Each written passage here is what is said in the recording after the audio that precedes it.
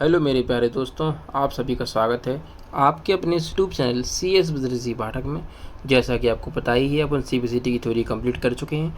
ये अपनी last video है आज। इस वीडियो के बाद आपकी जो सीबीसीटी की थ्योरी थी मैंने पूरी कंप्लीट करवाई है, बेहतरीन तरीके से कंप्लीट करवाई है। आपने देखा ही होगा अपना जो कंटेंट था वो किस तरीके का था, और भी उसमें मैं इम्प्रूवमेंट करूँगा, आप इस बात से निश्चिंत रहें। अभी मैंने जो किया है मैंने अपना 100% दिया है आप सभी के लिए। तो आप तो बस वीडियो को पूरा देखा करिए, स्किप ना किया करें, क्योंकि जो मैंने कंटेंट बताता हूँ आपको बहुत काम आएगा। तो इसलिए आप वीडियो को स्किप ना करा करें, कंटेंट को पूरा ज़रूर देखा करें। और इसकी जो पीडीएफ होती है, मैंने जो अभी तक थ्योरी पढ़ाई है आप सभी लोगों के लिए वीडियो सहित, पहले मैं वीडियो अपलोड करता हूँ, वीडियो की लिंक जिससे कि सब लोगों के पास पहुँच जाए।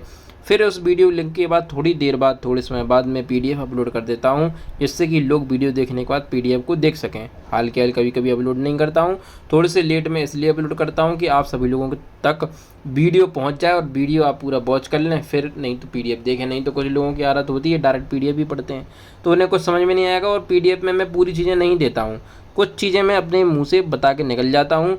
जो क्या होता है कि हर चीज़ दिमाग में सेव है, पीडीएफ में मैं उस समय नहीं रख पाया कुछ बात, तो मैं अपने मन में जो बात आती है मैं वो और अच्छे से बता देता हूँ। तो वीडियो को ज़रूर पूरा देखा करें।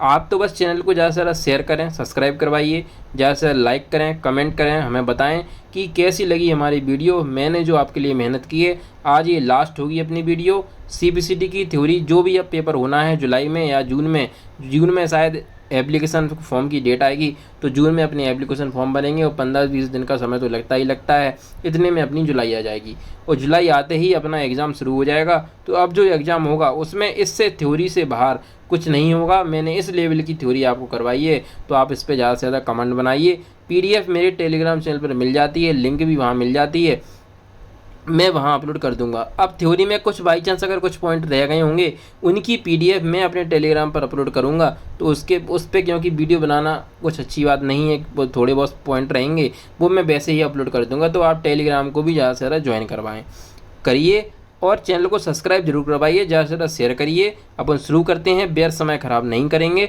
और कम समय में ज़्यादा चीज़ों को सीखेंगे। मैंने पूरी बातें इस पीडीएफ के अंदर रखी हुई हैं। इस पीपीटी को बनाने में बहुत समय लगा है, तो आप इसको बढ़िया अच्छे से पढ़ें और बढ़िया अच्छे से वीडियो को पूरा देखें और पीडीएफ से लर्न करें।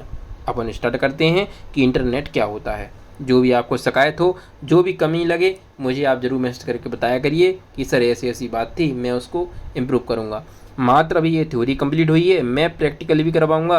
प्रैक्टिकल यानी कि एमएस ऑफिस, यानी इसमें MS Word, MS Excel, MS PowerPoint तीनों में करवाऊंगा। निश्चिंत रहें, बेस्ट जो आप ऑफलाइन कहीं भी पढ़ रहे हो पढ़ते रहिए, मना नहीं करूँगा। आप यहाँ से भी मेरी वीडियो देख लेंगे, आप जहाँ जिस ऑफलाइन में पढ़ रहे हैं उससे बेस्ट कंटेंट दूंगा, ये मैं कह रहा हूँ। किसी किताब से नहीं मिलेगा, मैं जो आपको बता रहा हूँ ऐसा एमएस ऑफिस बता दूंगा। चलिए अब शुरू करते हैं, बहुत बातें हो चुकी हैं। अपना टॉपिक था इंटरनेट, जो कि आज लास्ट वीडियो है। इस पर अपनी 3-4 वीडियो पहले भी हो चुकी हैं जो मैंने ख़त्म कर दी हैं। देखिए लिखा हुआ है ग्लोबल इंटरनेट। इंटरनेट को हम क्या कहते हैं? वैश्विक नेटवर्क। इंटरनेट को हम ग्लोबल नेटवर्क कहते हैं। नेटवर्कों का नेटवर्क क्या होता है? इंटरनेट। नेटवर्क ऑफ नेटवर्क क्या है? इंटरनेट है। It is a web book with many web page. एक किताब सी है, यानी कई सारे वेब पेज होते हैं, यानी कई सारे वेब पेज से मिलकर हम एक वेबसाइट का निर्माण करते हैं। जैसे कि आपने देखा होगा, आप अगर कभी गूगल वगैरह चलाते होंगे तो आप किसी लिंक को सर्च कर रहे होते हैं, तो उस लिंक पे क्लिक करने के बाद और कई सारे पेज खुलते चले जाते हैं। लिंक पे क्लिक करते जाओ और पेज खुलते चले जाएंगे, तो कई सारे वेब पेजों से मिलकर ही वेबसाइट बनती है। तो वही लिखा हुआ है कि it is a big book with many web pages on different topics. कई सारे पेजेस होते हैं डिफरेंट टॉपिक्स, अलग अलग टॉपिक्स पर। It can be exceed anywhere with an internet connection. आप इंटरनेट कनेक्शन करिए और उसको देख सकते हैं। सब लिखा हुआ होता है क्लियरली, आपको तो पढ़ना होता है बस। फादर ऑफ इंटरनेट की बात की जाए, कौन है? विंट सर्फ को कहा जाता है, वी सर्फ भी बोल देते हैं, विंटन सर्फ भी हम इनको कह देते हैं। इंटरनेट जो इंटरनेट के पिता हैं। 1962 में जेसी ग्लाइडर के मन में इंटरनेट को क्रिएट करने का विचार आया था। इंटरनेट को क्रिएट करने का विचार 1962 में जेसी ग्लाइडर के मन में आया था। ठीक है, याद रखना जो भी पॉइंट होते हैं, बढ़िया अच्छे तरीके से मैं उनको लेकर आता हूँ। आप इनकी कदर करिए, अच्छे से याद करिए, इन्हीं पॉइंट में से आपका फंस जाएगा। प्रैक्टिकली भी करवाऊँगा, निश्चित रहें। अभी तो थ्योरी खत्म होगी ओनली। ARPANET जो अपना है, ARPANET का फुल फॉर्म होता है American research project agency network. इसका विकास 1969 में अमेरिका की एक संस्था द्वारा किया गया। रे टॉमलिंसन ने ईमेल का विकास किया। 1972 में इन्होंने इसका विकास किया था। ईमेल का मतलब होता है इलेक्ट्रॉनिक मेल। ईमेल का मतलब क्या होता है? Electronic mail. Domain name registers की बात करते हैं। किसकी बात करते हैं? डोमेन नेम रजिस्टर्स की। कुछ और सरकारी संस्थाएं हैं जैसे कि ICANN द्वारा निर्धारित मानकों के अनुसार इंटरनेट के प्रयोग के लिए डोमेन नेम प्रदान किया गया है, जिन्हें डोमेन नेम रजिस्टर कहा जाता है। क्या कहा जाता है? डोमेन नेम रजिस्टर कहा जाता है। ठीक है, आगे देखते हैं अगली स्लाइड में क्या लिखा हुआ है। लिखा हुआ है कि IRTP यानी इंटरनेट रिसर्च टास्क फोर्स यह संस्था भविष्य में इंटरनेट की कार्यप्रणाली में सुधार हेतु खोज को बढ़ावा देती है। भविष्य में जो भी इंटरनेट की कार्यप्रणाली है उसकी खोज में बढ़ावा देती है। कौन? IRTP। W3C यानी world wide web consortium. World wide web consortium. W3 मतलब 3W, W3 का मतलब 3W और C कंसोर्टियम हो गया। अंतर्राष्ट्रीय संस्था है जो WWW के जनक टिम बर्नर्स-ली के नेतृत्व में कार्य करती है। तो WWW के जनक जो है वो टिम बर्नर्स-ली हैं, याद रखना। कनेक्टिंग टू इंटरनेट, इंटरनेट से कनेक्ट यानी करने के लिए इंटरनेट को हमें कनेक्ट करना है तो क्या क्या हमें आवश्यकता है? एक तो PC, लैपटॉप या डेस्कटॉप जो भी हो, हमें उसकी एक आवश्यकता होगी। एक NIC कार्ड की आवश्यकता होगी, मॉडेम और NIC कार्ड की। NIC कार्ड के बिना नेट नहीं चल पाएगा, तो ये अपने कंप्यूटर लैपटॉप में लगा हुआ होता है NIC कार्ड यानी network interface card. Communication medium यानी एक मीडियम की हमें आवश्यकता होगी जिसमें हम डाटा का संचार करेंगे।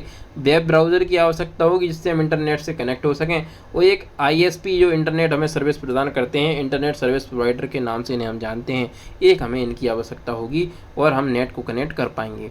आगे लिखा हुआ होता है कि इंटरनेट कनेक्शंस क्या है, कैसे क्या काम करता है। तो कम्युनिकेशन मीडियम, बैंडविड्थ दोनों घटकों के आधार पर ही डिसाइड किया जाता है कौन से इंटरनेट कनेक्शन को उपयोग में लाना है। कनेक्शन मीडियम हमें अगर बनाना है, संचार माध्यम में बनाना है, उसके लिए हमें बैंडविड्थ के दोनों घटक के आधार पर ही डिसाइड किया जाता है कि कौन से इंटरनेट कनेक्शनों को उपयोग में लाना है। सर्वप्रथम निश्चित किया जाता है। कुछ इंटरनेट कनेक्शन इस प्रकार है। कौन कौन से? एक तो ब्रॉडबैंड है। ब्रॉडबैंड में भी कौन सा है? DSL है, डिजिटल सब्सक्राइबर लिंक इसका फुल फॉर्म होता है, या डिजिटल सब्सक्राइबर लाइन भी हम बोल देते हैं। केबल वाला ब्रॉडबैंड है या ऑप्टिकल फाइबर है। इनके जरिए हम किससे डाटा को कनेक्ट, किससे कम्युनिकेशन माध्यम अपना जो कम्युनिकेशन है वो करना चाह रहे हैं, हमें पहले वह देखना होता है। सैटेलाइट के द्वारा हो सकता है। ISDN भी एक है जो हमें नेट की सर्विस प्रदान करती है। आगे देखते हैं, लिखा हुआ है broadband internet connection. Broadband internet connection, broadband एक हाई स्पीड इंटरनेट कनेक्शन है जो वाइड फ्रिक्वेंसी का यूज करके मल्टीपल चैनल पर डाटा ट्रांसमिट कर सकता है। ब्रॉडबैंड कनेक्शन का यूज करने के लिए हम किस केबल का यूज करते हैं?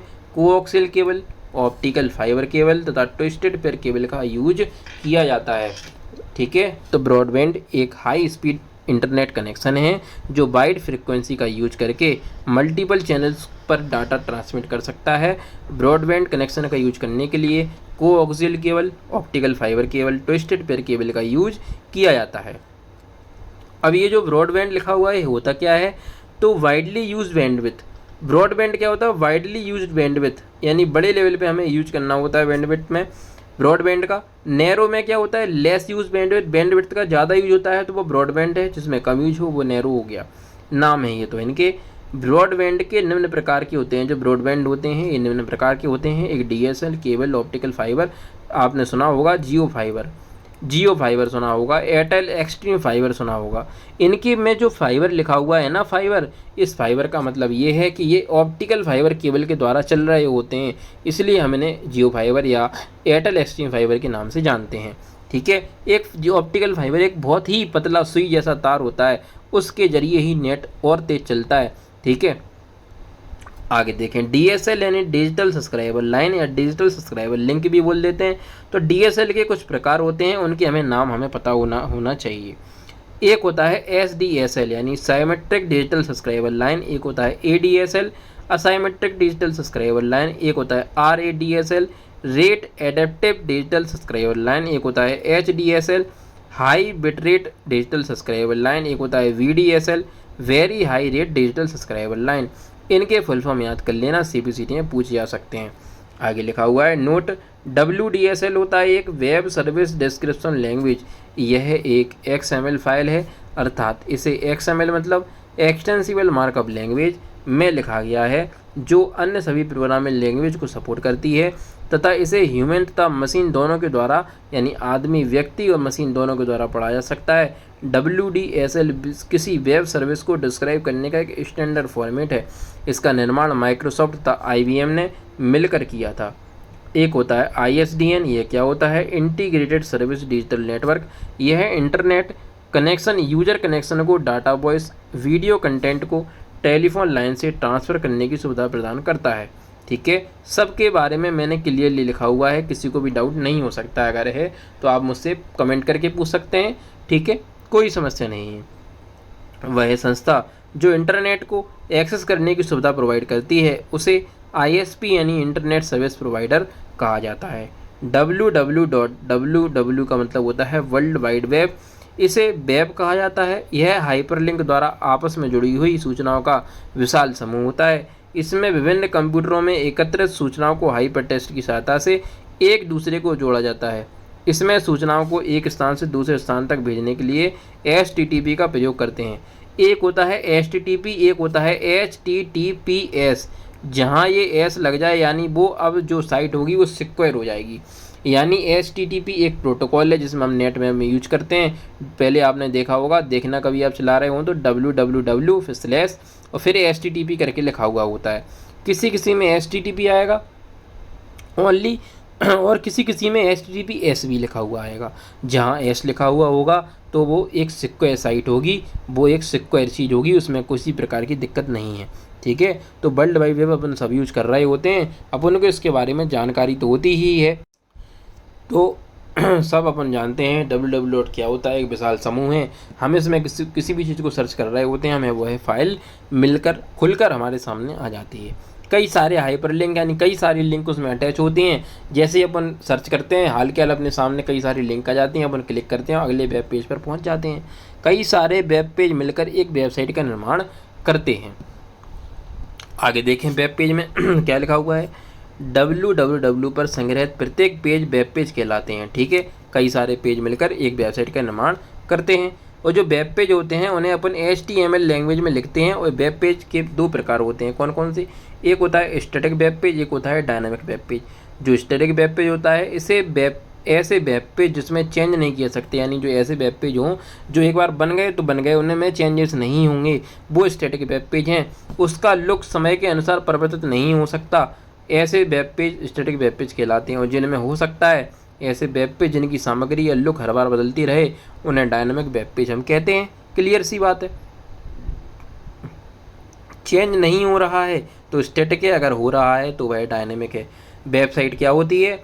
वेब पेज को हाइपरलिंक द्वारा जोड़ा जाता है। कई सारे वेब पेज मिलेंगे, उन्हें हम जोड़ेंगे हाइपरलिंक के द्वारा, फिर एक वेबसाइट का निर्माण होगा। जैसे कि मैं आपको कई बार अभी बताते चला रहा हूँ कि कई सारे वेब पेज से मिलकर एक वेबसाइट का निर्माण होता है। जहाँ वेब पेज को संग्रहित किया जाता है उसे ही हम वेबसाइट कहते हैं। प्रत्येक वेबसाइट का प्रथम पेज होम पेज कहलाता है, याद रखना, सब जानते हैं। प्रत्येक साइट का पहला पेज जो होगा वह उसका होम पेज होगा, जो उस वेबसाइट के बारे में हमें पूरी सूचना प्रदान करता है। ठीक है, आगे देखें हाइपरलिंक क्या होता है। हाइपरलिंक दो वेब पेज को आपस में जोड़ने की व्यवस्था है। दो अलग अलग पेज हैं, उन्हें आपस में जोड़ना, यानी एक लिंक पे हम क्लिक करें दूसरा खुल जाता है, यानी वो हाइपरलिंक के द्वारा ही अटैच होते हैं दोनों। आगे देखें हाइपरटेक्स्ट जिस टेक्स्ट से क्रिएट की जाती है उस टेक्स्ट को हाइपरटेक्स्ट कहा जाता है, जिस पर क्लिक करके हम अगले पेज पर पहुंच सकते हैं। हाइपरलिंक ब्लू कलर का टेक्स्ट होता है जिस पर माउस पॉइंटर हैंड शेप में कन्वर्ट हो जाता है। आप देखना, कोई लिंक होगी, कोई ईमेल वगैरह है या किसी का यूट्यूब चैनल की लिंक है, जैसे मेरी ही यूट्यूब चैनल की लिंक होती है PDF में, तो आप PDF में उसको देखना, उस लिंक पे जाओगे, माउस का पॉइंटर ले जाना, तो आपका माउस का पॉइंटर एक हाथ के शेप में बदल जाएगा, यानी ये वो लिंक है, इसलिए वो हाथ के शेप में बदल गया। और हाथ के शेप में चेंज होते ही आप उस पर क्लिक कर देंगे तो हाल के हाल आप मेरे यूट्यूब चैनल पर पहुंच जाएंगे। वही होती है हाइपरलिंक, जो ब्लू कलर की हमें दिखाई दे, टेक्स्ट के रूप में होगी, और जैसे ही हम उस पर माउस का पॉइंटर लेके जाएंगे वह कैसी हो जाएगी, हाथ हथेली के रूप की हो जाएगी। चलिए आगे देखते हैं। HTML क्या होता है? Hyper text markup language.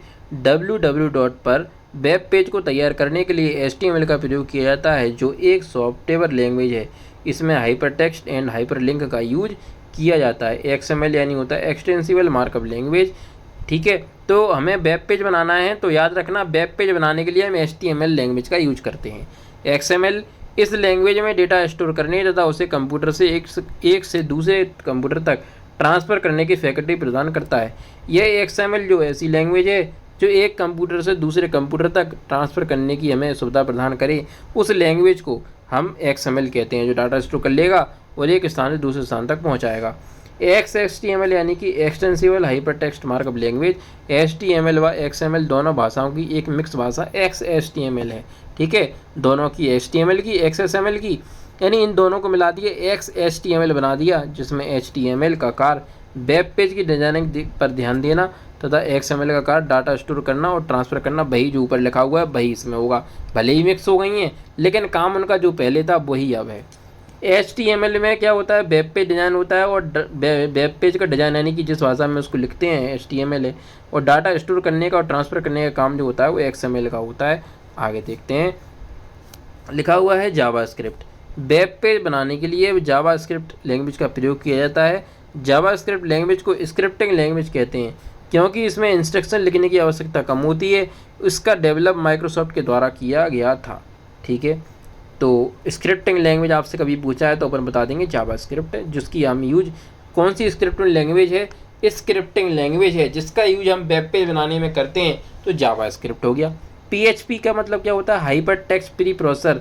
इसका थोड़ा सा उल्टा मतलब होता है। हाइपर टेक्स्ट प्री प्रोसेसर इसका फुल फॉर्म होता है। लैंग्वेज किसी वेबसाइट को डिज़ाइन करने वाली लैंग्वेज है, किसी वेबसाइट को डिज़ाइन करने वाली लैंग्वेज है जिसको HTML के साथ भी किया जाता है, जिसका प्रयोग HTML के साथ भी किया जाता है। PHP लैंग्वेज के द्वारा फेसबुक एंड याहू की वेबसाइट डिजाइनिंग की गई भैया, PHP के द्वारा ही। तो पर्सनल होम पेज के नाम से भी जानते हैं इसको हम। क्रिएट डायनामिक वेब पेज, इससे हम डायनामिक वेब पेज क्रिएट कर सकते हैं। और डेवलप इन 1994 यानी रोमस ल्यूडोट के द्वारा इसे डेवलप किया गया था। ISDN है, DSL है, केबल है, फाइबर ऑप्टिक्स में। ऑप्टिक्स में मॉडेम का यूज़ नहीं होता है, अतः इससे जुड़ने पर होस्ट को स्टैटिक IP एड्रेस असाइन किया जाता है। इसमें हमें मॉडेम का यूज नहीं करना होता है। इनमें VRVL यानी वर्चुअल रियलिटी मॉडलिंग लैंग्वेज, एक वर्चुअल रियलिटी मार्कअप लैंग्वेज इसका फुल फॉर्म है। और यूज्ड इन 3D यानी 3D डायमेंशन 3D ग्राफिक्स में जिसका हम यूज करते हैं वो VRML हो गया। आगे देखें क्या लिखा हुआ है। DNS क्या है, domain name system. DNS IP address को वर्ड से डोमेन नेम में बदलता है। तो जो वर्ड्स होते हैं IP एड्रेस के, उन्हें डोमेन नेम में बदल देता है, जो याद रखने में आसान होता है। IP एड्रेस एक यूनिक एड्रेस होता है, हर चीज़ का एक अलग IP एड्रेस होता है जो याद रखने में आसान होता है, तथा वेब ब्राउज़र में कोई डोमेन नेम टाइप करने पर DNS से IP एड्रेस में बदल देता है। डोमेन नेम क्या होता है, डोमेन नेम वेबसाइट का नेम तथा एक्सटेंशन नेम होता है। एवरी वेबसाइट का यूनिक डोमेन नेम होता है, यह केस सेंसिटिव होता है। तो डोमेन नेम मैंने आपको बताया, डोमेन नेम एक, जैसे मान लो कंट्री का है तो कंट्री का अलग होगा, एजुकेशन का अलग होगा, आपने देखा होगा। अभी मैं आपको बताऊंगा एग्जांपल सहित। www डोमेन नेम का अंग होता है, ब्राउज़र पर टाइप करने पर भी इसे जोड़ देता है। ब्राउज़र पर अगर हम टाइप करेंगे तो ये पहले से ही जुड़ के आएगा। google.com एक IP एड्रेस है जो ऐसे मतलब उसमें चेंज हो जाते हैं, 0 से 255 एक IP एड्रेस की रेंज होती है, इससे आगे वह नहीं होती, इसके अंदर ही सारे लाई करते हैं। ठीक है, डोमेन नेम में हो सकते हैं क्या, टेक्स्ट नंबर भी हो सकते हैं। मैक्सिमम डोमेन नेम की जो लेंथ होती है वो 64 कैरेक्टर तक हो सकती है। स्पेशल कैरेक्टर भी हमें यूज करने होते हैं। डोमेन नेम के अंतिम भाग को डोमेन इंडिकेटर या top level domain extension name कहा जाता है। ठीक है, आगे देखते हैं, लिखा हुआ है, देखो ये डोमेन के बारे में मैंने बिल्कुल क्लियरली बताया हुआ है कि types of top level domain कौन कौन से हैं। एक होता है जेनेरिक डोमेन, एक होता है कंट्री डोमेन। जिसमें 3 अक्षर हों वो जेनेरिक डोमेन है, जिसमें कंट्री के बाद 2 अक्षर होते हैं बेसिकली, तो वो होता है कंट्री डोमेन। जैसे कि ये जेनेरिक है, देखो 3 अक्षर हैं, .int देखो इंटरनेशनल होता है, जो साइट के अंत में मिलेगा अपन को। .org साइट के अंत में मिलेगा। ऑर्गेनाइजेशनल होता है, ऑर्गेनाइजेशन के लिए .gov आपने देखा होगा अंत में लिखा हुआ मिलता है, जैसे कि .gov तो गवर्नमेंट की साइट होगी। .edu यानी वो एजुकेशनल साइट है। .com यानी जो कॉमर्शियल साइट है। .com अपन को बहुत जगह मिलता है मोस्टली, तो ये क्या होगा, वो कॉमर्शियल साइट होती है। .mili यानी मिल लिखा है तो मिलिट्री। .co लिखा है तो कंपनी, .net लिखा है तो नेटवर्क एंड रिसोर्स। ठीक है, तो डॉट के बाद 3 अक्षर होते हैं तो वो कहाँ का होगा, वो होगा अपना जेनेरिक डोमेन। कंट्री डोमेन क्या होता है, कंट्री डोमेन में 2 अक्षर होते हैं, ये .in देखो इंडिया का होता है .in, .uk यानी कि यूनाइटेड किंगडम, .au यानी कि ऑस्ट्रेलिया हो गया। अब URL क्या होता है, uniform resource locator. URL web page का वेब एड्रेस होता है। URL को सन 1994 में टिम बर्नर्स-ली ने डिफाइन किया था। URL में क्या क्या शामिल होता है, ट्रांसफ़र प्रोटोकॉल होता है, क्लोन एंड स्लैश शामिल होते हैं, सर्वर नेम होता है, डोमेन नेम और टॉप लेवल डोमेन नेम होता है, ये लिखा हुआ है देखो, वेब पेज पैच होता है और फाइल नेम लिखा हुआ होता है। ठीक है, तो आगे देखते हैं अपन क्या लिखा हुआ था कि क्या लिखा हुआ है PDF में। PPT बोलते हैं अपन उसको। URI क्या होता है, यूनिफॉर्म रिसोर्स आइडेंटिफायर। बहुत सी चीज़ें मैं पहले ही पढ़ा चुका हूँ, जो बची हुई थी वो इस लास्ट PPT में मैंने रखी हैं। ठीक है, और भी कई सारे इंपॉर्टेंट पॉइंट भी मैंने लास्ट में इसमें रखे हुए हैं, तो उनको भी आपको याद करना है। ठीक है, और मैं प्रैक्टिकल भी आपको करवाने वाला हूँ बहुत जल्दी ही। ठीक है, आगे देखते हैं। URI uniform resource identifier www पर स्थित किसी फाइल या सूचना नाम और उसकी स्थिति जताना है। URL में सूचना और फाइल का नाम दोनों होते हैं, जबकि URI सूचना की स्थिति प्राप्त करने का एक मार्ग होता है। URL में ये पहले से ही होते हैं URI, लेकिन इसमें पता करने का एक मार्ग होता है। वेब ब्राउज़र में क्या होता है, वेब ब्राउज़र एक एप्लीकेशन सॉफ्टवेयर होता है जिसकी मदद से हम www पर स्टोर की गई सूचना को इंटरनेट के जरिए प्राप्त कर सकते हैं। वो वेब ब्राउज़र होते हैं, अपन चलाते हुए वेब ब्राउज़र अपन को पता ही होता है। वेब ब्राउज़र पर कार्य करने वाले बाय डिफ़ॉल्ट प्रोटोकॉल अपना कौन सा है, HTTP है। अगर सिक्योर होगा तो HTTP में ऐसे लग जाएगा। टाइप्स ऑफ वेब ब्राउज़र कौन से हैं, टेक्स्ट वेब ब्राउज़र एक होता है अपना, graphical web browser. Text browser कौन कौन से हैं, Emacs 1985 में आया, line mode browser in 1991 by Tim Berners-Lee द्वारा आया, लिंक्स आया 1990 में, लाइनक्स 1992 में आया जो एक CUI बेस्ड था, W3M 1995 में आया, और जो अपना बेवल है और जो ब्रोस ये अपना कैसा है, टेक्स्ट वेब ब्राउज़र है। ग्राफिकल वेब ब्राउज़र कौन से हैं, GUI, ग्राफिकल मतलब GUI यानी ग्राफिकल यूजर इंटरफेस। ऐसे कौन कौन से हैं, तो देखो मोजेक अपना एक first GUI based web browser है, याद रखना, जो कब आया, डेवलप किया था मार्क एंडरसन ने 1993 में। इंटरनेट एक्सप्लोरर जो है ये विंडो का बाय डिफ़ॉल्ट वेब ब्राउज़र होता है, लेकिन आजकल बाय डिफ़ॉल्ट वेब ब्राउज़र जो हो रहे हैं 10-11 में वो माइक्रोसॉफ्ट एड्स हो रहे हैं। अब जो इंटरनेट एक्सप्लोरर है इसे बंद कर दिया है नई वाली विंडो में, बाकी पुराने में चलता है। इट क्लोज सोर्स सॉफ्टवेयर, यानी कि जिसे आसानी से ना खरीदा जा सके, इसके लिए हमें पैसे देने पड़ते हैं तब इसका हम सोर्स कोड ले पाते हैं, उसे बोलते हैं क्लोज सोर्स। ये बाय डिफ़ॉल्ट सर्च इंजन इसका होता है बिंग, किसका, इंटरनेट एक्सप्लोरर का, MNS Bing by default search engine होता है। एड्स जो आ गया है आजकल, बाय डिफ़ॉल्ट वेब ब्राउज़र जो विंडो 10 के बाद से सब में आ रहा है, इसे रिलीज़ किया गया था 2015 में, एंड्रॉयड एंड iOS 2017 में आया। मोजिला फायरफॉक्स जो है इसे डेवलप किया था मोजिला कॉरपोरेशन ने 23 सितंबर 2002 में। इसे ओपन सोर्स वेब ब्राउज़र कहते हैं क्योंकि ये फ्री में डाउनलोड हो जाता है।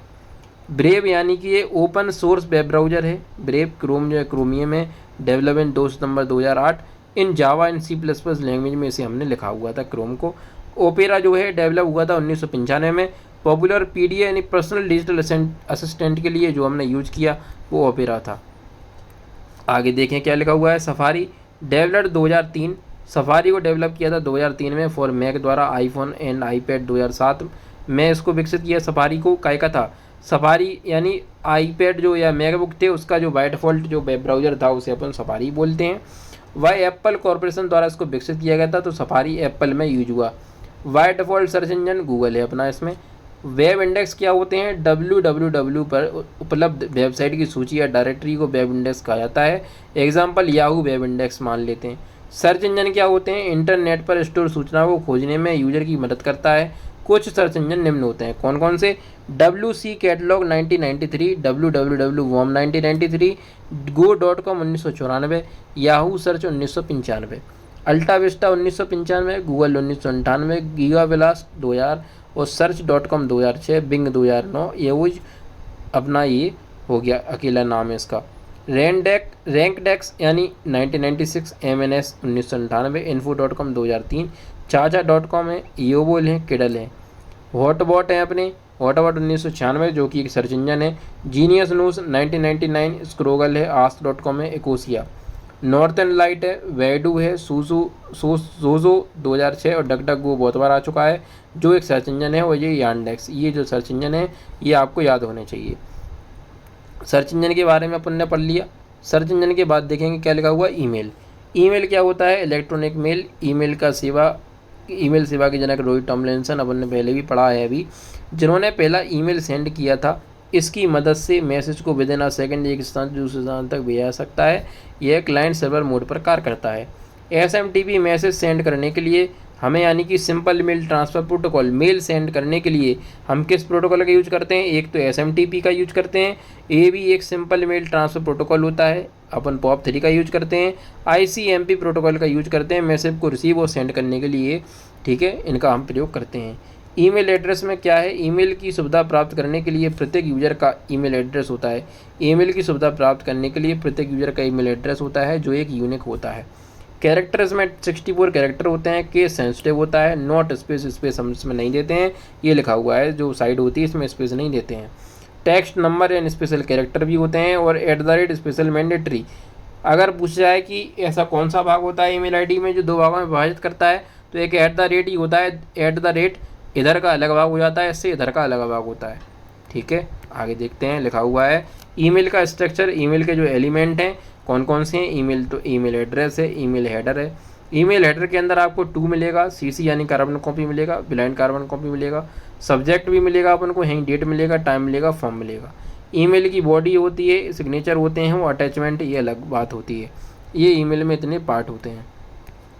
आगे देखें क्या लिखा हुआ है, प्रायोरिटी। प्रायोरिटी क्या होती है, इसमें ईमेल को सेंड करने की प्रायोरिटी सेट की जाती है। हमें ईमेल को कैसे सेंड करना है उसकी प्रायोरिटी हम इसमें लगा सकते हैं। इनबॉक्स में क्या होता है, प्लेस वेयर रिसीव्स मैसेज, जो रिसीव्स मैसेज होते हैं वो इनबॉक्स में आते हैं। आउटबॉक्स में क्या होता है, मैसेज क्रिएट करने के बाद, सेंड कर देने के बाद जो सेंड बॉक्स में पहुंचने से पहले आउट बॉक्स में वो जाता है। ड्राफ्ट यानी क्या होता है, आफ्टर क्रिएटिंग मैसेज करने के बाद हम उसे सेंड नहीं करते हैं तो वह ड्राफ्ट में सेव हो जाता है। ट्रेस यानी डिलीट फाइल, अपनी जो डिलीट मैसेजेस होते हैं वो ट्रेस में जाते हैं।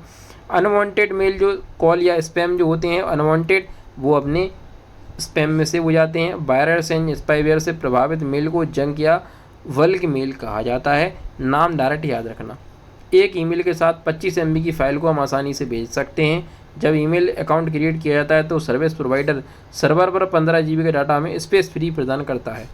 चैटिंग क्या होता है, कीबोर्ड के माध्यम से बात करना चैटिंग कहलाता है। IRC क्या होता है, इंटरनेट रिले चैट, इंटरनेट के माध्यम से रियल टाइम चैटिंग की सुविधा उपलब्ध कराता है। आगे देखते हैं क्या लिखा हुआ है, वीडियो कॉन्फ्रेंसिंग। वीडियो कॉन्फ्रेंसिंग क्या चीज़ है, रियल टाइम पर पिक्चर एंड ऑडियो के माध्यम से भावनाओं का आदान प्रदान वीडियो कॉन्फ्रेंसिंग कहलाता है। ठीक है, सब जानते हैं वीडियो कॉन्फ्रेंसिंग को। वीडियो कॉन्फ्रेंसिंग के लिए निम्न चीज़ों की आवश्यकता होती है। एक तो इंटरनेट कनेक्शन की, माइक्रोफोन की, मोबाइल में होता है माइक्रोफोन अच्छा होता है। साउंड सिस्टम की आवश्यकता है, यानी कि आउटपुट हमें जहाँ सुनाई दे।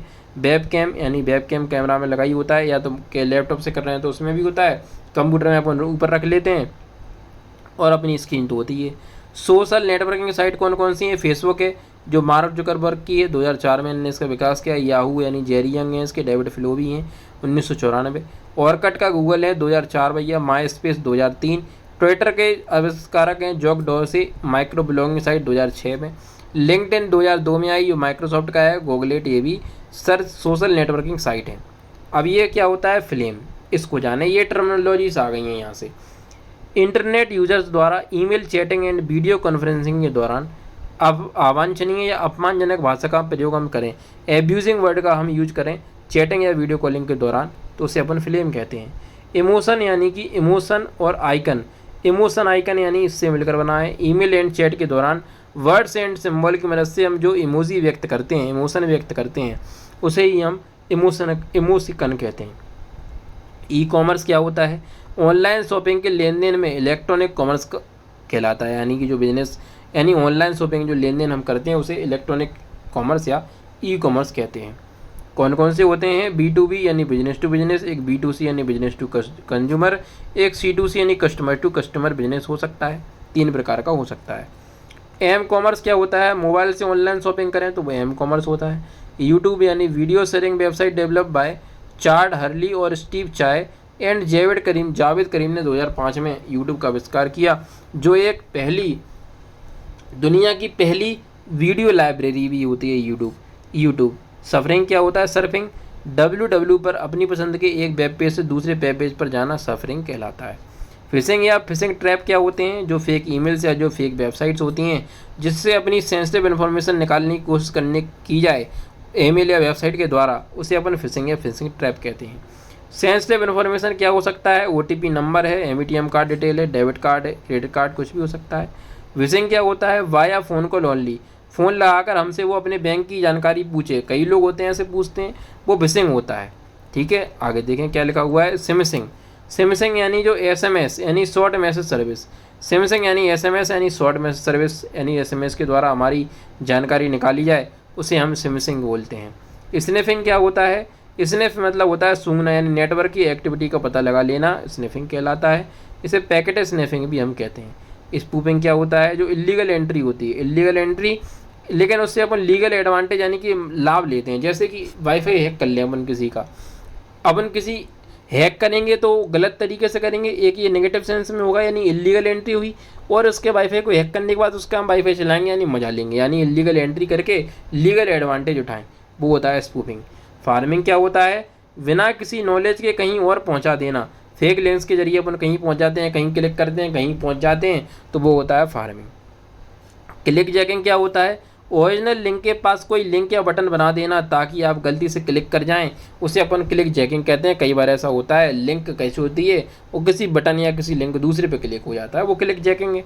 वेलिंग क्या होती है? ल्यूक्रेटिव पर्सनैलिटी को टारगेट बनाना, यानी ल्यूक्रेटिव पर्सनैलिटी यानी जो फेमस व्यक्ति होते हैं जैसे कि विराट कोहली, MS धोनी है, इनकी इन्फॉर्मेशन को अपन टारगेट बना के काम करें तो उसे हम वेलिंग कहते हैं। ठीक है, और रैनसमवेयर क्या होते हैं? रैनसम यानी होता है फिरौती, बेयर मतलब प्रोग्राम, यानी ऐसे प्रोग्राम फिरौती मांगने वाले प्रोग्राम को हम रैनसमवेयर कहते हैं। स्पाईवेयर क्या होता है? स्पाई मतलब होता है जासूस, बेयर मतलब प्रोग्राम, जासूसी करने वाले प्रोग्राम को हम स्पाईवेयर कहते हैं।